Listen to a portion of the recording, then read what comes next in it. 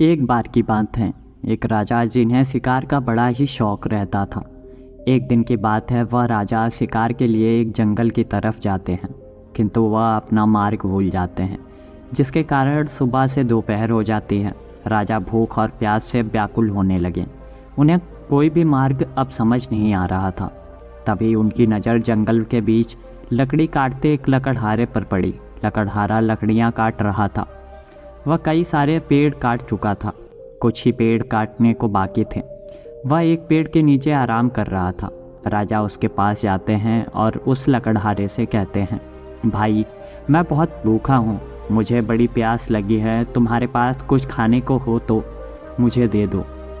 लकड़हारे ने राजा की तरफ नज़र घुमाई और बोला, हाँ है, मैं अभी कुछ खाने को देता हूँ। लकड़हारे ने पोटली से एक मोटी रोटी और थोड़ा सा साग भी निकालकर राजा के सामने रख दिया और वह बोला, आप यह खाइए, मैं पास की बावड़ी से पानी भर के लाता हूँ। राजा ने रोटी खाई, लकड़हारे का लाया हुआ पानी पिया। तब कहीं राजा को कुछ शांति महसूस हुई। तब राजा उस लकड़हारे का धन्यवाद करते हुए बोले, मैं अमुक स्थान का राजा हूँ, मैं मार्ग भूल गया हूँ, जिसके कारण मैं जंगल में फंस गया। लकड़हारे ने राजा को मार्ग बताया। राजा ने कहा, तुमने मेरी कष्ट में मदद की है, मेरे प्राण तुम्हारी वजह से बचे हैं, मैं तुम्हारा आभारी हूँ। तुम्हें कभी भी जीवन में किसी तरह की सहायता, किसी तरह की आवश्यकता हो तो तुम मेरे पास आना, मैं तुम्हारी सहायता अवश्य करूँगा और मुझे ऐसा करके बहुत अच्छा महसूस होगा। यह कह राजा लकड़हारे के बताए मार्ग से अपने महल को वापस चले गए। लकड़हारा अपना काम करने लगा। कुछ दिन ऐसे ही व्यतीत हो गए। धीरे धीरे करके जंगल के सारे वृक्ष समाप्त हो चुके थे। इसके कारण लकड़हारे की चिंताएं बढ़ने लगी, क्योंकि लकड़हारा लकड़ियों को काटकर उनका कोयला बनाकर बाजार में बेचता था, जिससे उसका और उसके परिवार का जीवन यापन होता था। पर अब उसके आगे बहुत बड़ी समस्या आ खड़ी थी। वह दुखी होकर बैठा सोच रहा था कि अब वह क्या करेगा, कैसे अपना और अपने परिवार का पेट पालेगा। इसी चिंता में उसे उस राजा का ख्याल आ जाता है, जिसकी उसने एक दिन सहायता की थी, जिसके बदले राजा ने उसकी सहायता करने का वचन दिया था। वह तुरंत राजा के पास पहुंच जाता है। राजा के सेवकों ने राजा को खबर दी कि लकड़हारा आपसे मिलना चाहता है। तब राजा को स्मरण हुआ कि एक लकड़हारे ने एक रोज़ उनके प्राण बचाए थे और मैंने उसे सहायता देने का वचन दिया था। राजा ने सेवकों से कह उस लकड़हारे को अपने पास बुलवाया। सेवक लकड़हारे को राजा के पास लाए। राजा के समीप लकड़हारा आया। वह बड़ा उदास था। तब राजा ने उससे पूछा, क्यों भाई लकड़हारे, क्या बात है, तुम उदास क्यों लग रहे हो? लकड़हारे ने उत्तर देते हुए कहा, महाराज, जिस वन में मैं लकड़ियाँ काट कर अपना गुजारा करता था, उस वन के सारे वृक्ष समाप्त हो गए हैं। अब मेरा और मेरे परिवार का पेट कैसे चले? मैं आपके पास सहायता के लिए आया हूँ। अगर मुझे कोई वन मिल जाए तो मेरा गुजारा हो जाए और मैं भूखा मरने से बच जाऊँगा। राजा ने कहा, तुम्हारी समस्या का निवारण अवश्य होगा। जब वह लकड़हारा वहाँ से चला गया तो राजा ने अपने मंत्रियों को बुलाया और उनसे इस पर चर्चा की, इस लकड़हारे को क्या देना उचित रहेगा, इसे क्या दिया जाए। सोच विचार के बाद मंत्रियों ने कहा, जो शहर के दक्षिण में आपका चंदन के वृक्षों का वन है, उसे लकड़हारे को दे दिया जाए, जिससे उसका जीवन सही तरह से आगे चलेगा। राजा ने तुरंत पदाधिकारियों को बुलाया। फिर उस चंदन के वृक्षों के वन को लकड़हारे के नाम पर कर दिया गया और उसे इसकी सूचना दे दी गई। कई वर्ष व्यतीत हो गए। राजा एक दिन अपने महल में बैठे हुए थे, तभी उनके मन में लकड़हारे का ख्याल आया। राजा ने प्रसन्नता के साथ सोचा कि अब तो वह लकड़हारा बड़ा ही धनी हो गया होगा। अब उसके पास बड़े बड़े मकान होंगे, उसके पास कई नौकर चाकर भी अब उसने रख लिए होंगे। अब तो वह अपना जीवन बड़े ही आराम से गुजार रहा होगा। राजा ने तय किया कि क्यों ना चलकर उस लकड़हारे से एक बार मिला जाए। राजा अपने मंत्रियों के साथ लकड़हारे से मिलने उसी चंदन के वन में पहुँचे। वहाँ जाने के बाद उन्होंने देखा उस स्थान पर तो अब कोई भी वन नहीं था और ना ही कोई चंदन का वृक्ष था। राजा यह देख घबरा गए। उन्होंने तुरंत अपने मंत्रियों से पूछा, अरे वह चंदन का वन कहाँ है जो लकड़हारे को दिया गया था? तुम लोग मुझे लगता है किसी और स्थान पर ले आए हो। मंत्रियों ने पदाधिकारियों की तरफ देखा। पदाधिकारियों ने घबरा कर कागजों की तरफ देखा। जांच करने के बाद वह बोले, महाराज, वन तो यहीं पर इसी स्थान पर था। राजा ने पूछा, तो वह कहाँ गया? आगे जाकर खोजबीन करने पर चंदन के कुछ वृक्ष दिखे। उन्हीं के बीच बैठा हुआ लकड़हारा दिखा। राजा उसके पास पहुँचे। लकड़हारा उदास, निराश, चिंतित होकर वहीं बैठा हुआ था। राजा उसके पास जाकर लकड़हारे से पूछें, अरे क्या हुआ, तुम उदास क्यों हो? तुम्हें अब क्या समस्या है? लकड़हारे ने राजा को प्रणाम करके कहा, अन्नदाता, आपकी कृपा से इतने वर्ष तो कट गए। अब यह कुछ ही पेड़ शेष बचे हुए हैं। थोड़े ही दिनों में ये अभी समाप्त हो जाएंगे।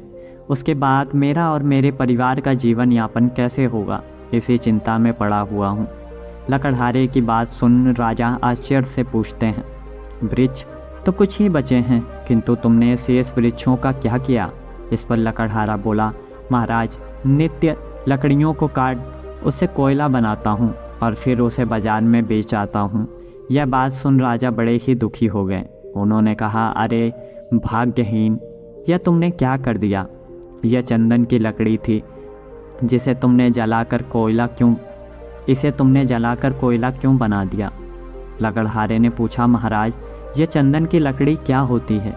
राजा इस बात पर सोचने लगे, यह कैसा बुद्धिहीन है।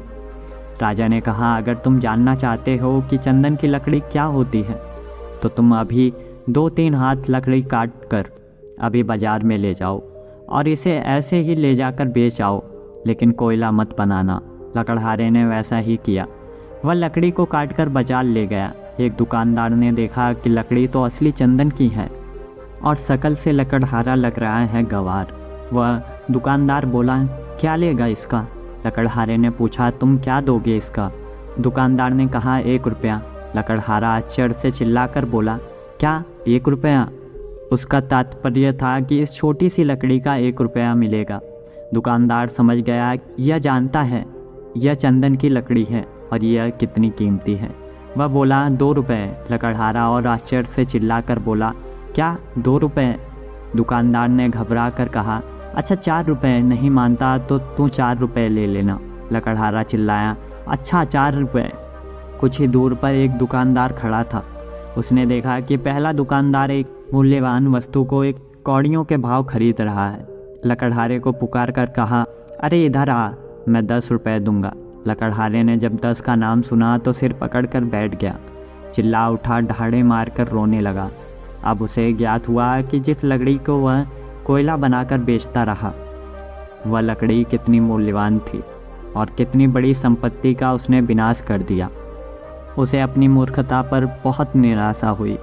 उसने आए हुए धन को गंवा दिया, आए हुए मौके को गंवा दिया, जिसके कारण अब उसे जीवन भर पछताना ही पड़ेगा।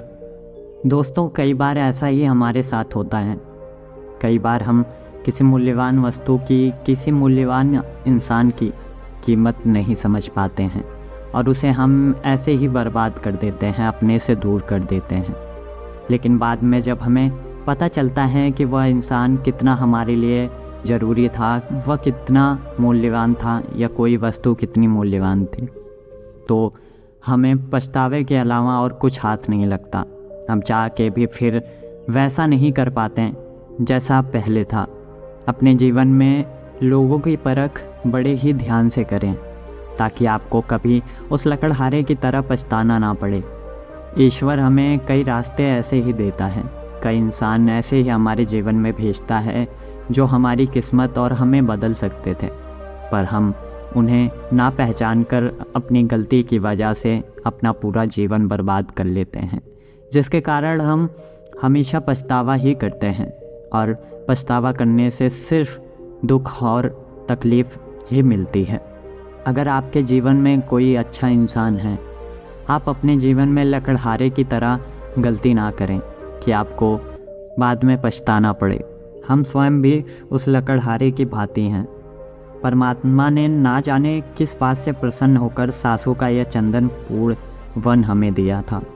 हमने वासनाओं, घृणा, पाप की अग्नि से जलाकर इसे भस्म कर दिया है। कितने मूल्यवान हैं ये सांस, यह हमने समझा ही नहीं। सांसों का यह चंदन वृक्षों से परिपूर्ण वन है, जिसे हमने काम, क्रोध, लोभ, मोह और अहंकार की आग में जलाकर कोयला बना दिया। परंतु जो होना था सो हो गया। अब तो चंदन के जो थोड़े से वृक्ष, थोड़े से वर्ष हमारे जीवन के बचे हैं, इस जीवन के शायद थोड़े महीने आप सुधार सकते हैं। आप अच्छे से जीवन अपना जी सकते हैं। जो आपके पास बचे हुए हैं, इसी का उपयोग करके, उचित उपयोग करके आप अपना जीवन सुधार सकते हैं। घृणा, पाप और काम, क्रोध, लोभ, मोह को आप, अपने अहंकार को आप किसी जगह दफन कर दें, फिर आपका जीवन काफ़ी बदल जाएगा और आपको सब चीज़ मिलेगा जो आप चाहते हैं।